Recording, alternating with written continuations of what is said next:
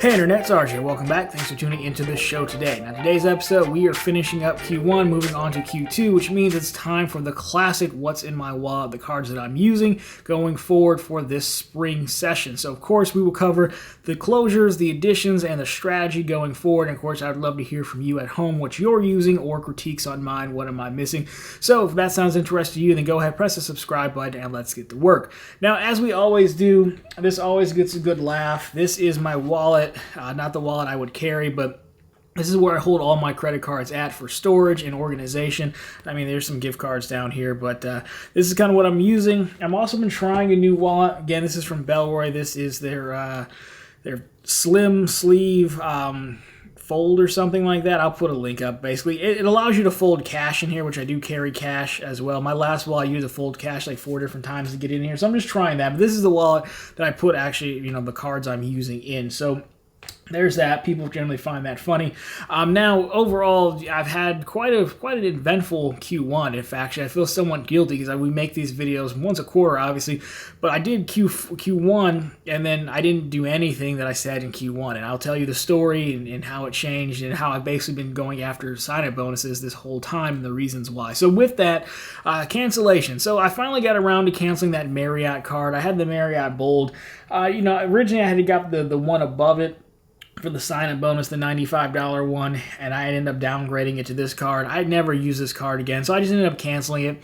Chase is very easy to cancel cards. You can call in, say, hey, I want to roll all the credit limit over from that card to whatever other card, personal card you have, and shut it down. They don't even argue. They actually suggested themselves. So got rid of that card. Might as well, and I can get in line and churn it again should I ever need a travel card from Chase and the Marriott side.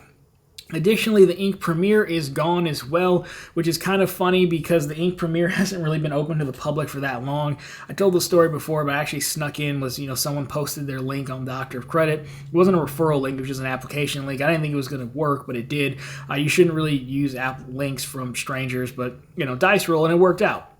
So they held up that card for a while. It's finally on the public page now, and it's a good card for the bonus. It's a $1,000 bonus, but for me, there's no reason to pay $200 going forward for it. I don't spend nearly enough money at $5,000 to hit that 2.5% category, which is fine because I don't want to spend that much anyways. And then we had one more cancellation, which is the Chase Ink Unlimited, but don't you worry. The Chase Ink Unlimited will be back shortly. I basically closed this card so I could get back in line and churn it again, and that's where we'll pick up with my new card. So the most recent new card I got is the Chase Ink Unlimited. I got it at the end of those $900 bonuses they were offering. The Ink rules are the same as the Freedom rules. You can't currently hold that card, and you can't have had the card or the bonus within the last 24 months. I'm not going to get rid of my Ink Cash card, so I closed it, waited a few weeks, called in when they were doing the last call for the offer, got the Ink Unlimited. It's really not that exciting. I will use the card until I hit the $900, and then I'll probably never use it again, and we'll probably just keep repeating this cycle with Chase. So that one's pretty obvious there. Another card I got is a very interesting one is Divvy. I'm going to do a video on them. It's basically a business/corporate charge card, if you will. Kind of comparable. They're trying to be comparable to a Ramp and an Expensify, but I really only got it for the sign-up bonus because the card is, if you spend $500, they give you $500 back as a statement credit. So it's pretty easy for a business card. I will link to a link down below if you're interested. If they're not running that offer, I think I have an offer where you can get $100 just for signing up if you want it. So I'll put links down below to all of our card offers if you are interested. They are mostly channel member links, so if you want to become a channel member, get your links in there. The join button down below will also give you more information. Clicking it doesn't make you join, it just gives you more information on what you can get, our Discord, things like that. So there's that, there's Divvy. Now, this is where it gets interesting.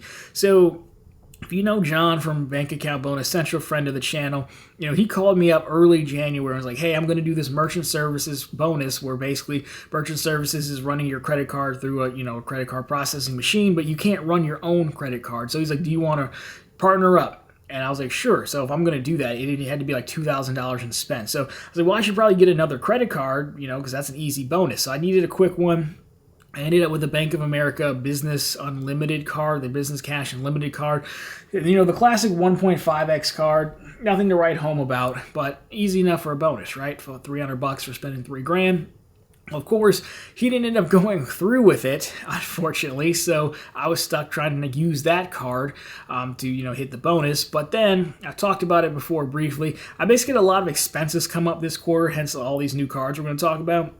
So I had a furnace break, and it had to be replaced in one of the houses, about $8,000. So when that happened, I was like, okay, we'll put $2,500 of it on this Bank of America card. That's what I had left. Then I called Chase or applied for the Ink Preferred card because that's $15,000 in spend and 3 months to get $1,000 back or 100,000 points. Called them or applied. Then I called them, see if they could overnight the card to me so I could put the remaining amount on the Chase Ink Preferred card. Got that. So that was only about $5,000 that went on that card. But then I had a ton of credit card funding. If you're ever looking for credit card funding, again, check out ProfitableContent.com or check out Run on Bank, the other channel.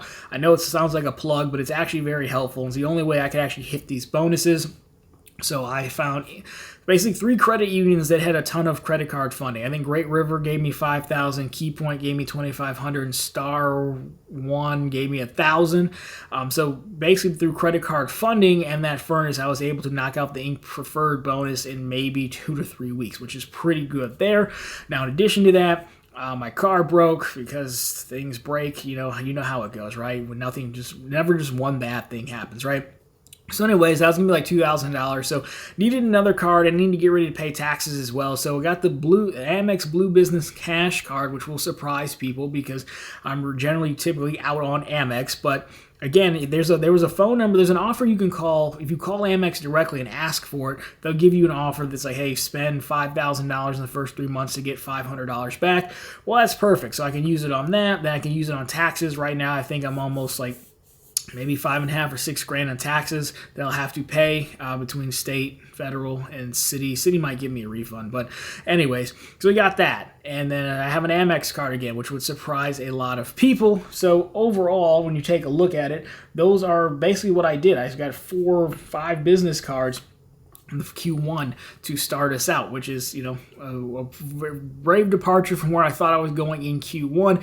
And honestly, that's probably where I'm going to go the remainder of the year. So this What's in My Wallet is kind of funny video because there's the Amex card, which is just about finished, and there's the Ink Unlimited card in here as well, which by the time the tax payment is done, I'll put $500 of that on the Divvy card as well for taxes. I'll still have a few grand to do on the Ink Unlimited. So that'll be the only card I'm using to start with the quarter, despite the category cards, despite all my other cards.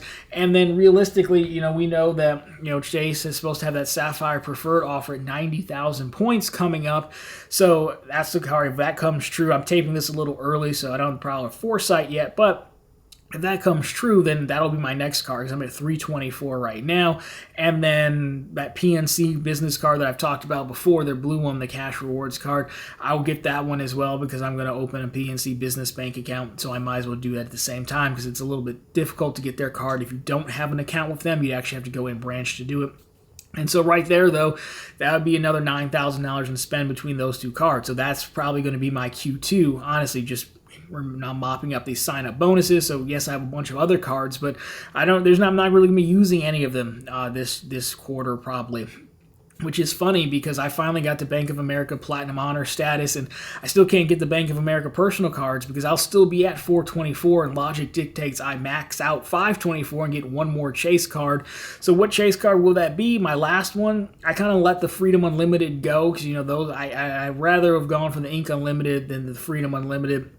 Even though they had that grocery bonus there.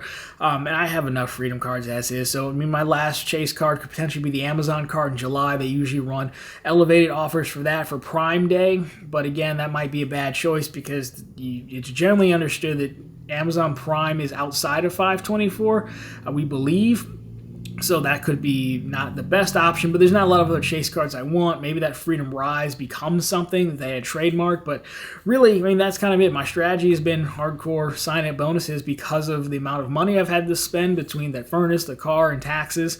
And honestly, the bank bonus game has been a little bit quiet the first quarter. I think it might pick up in Q2, hopefully, but, that's the beauty of playing both sides of the game. You can switch over, you can play credit cards hard, you can play bank bonuses hard, and go back and forth.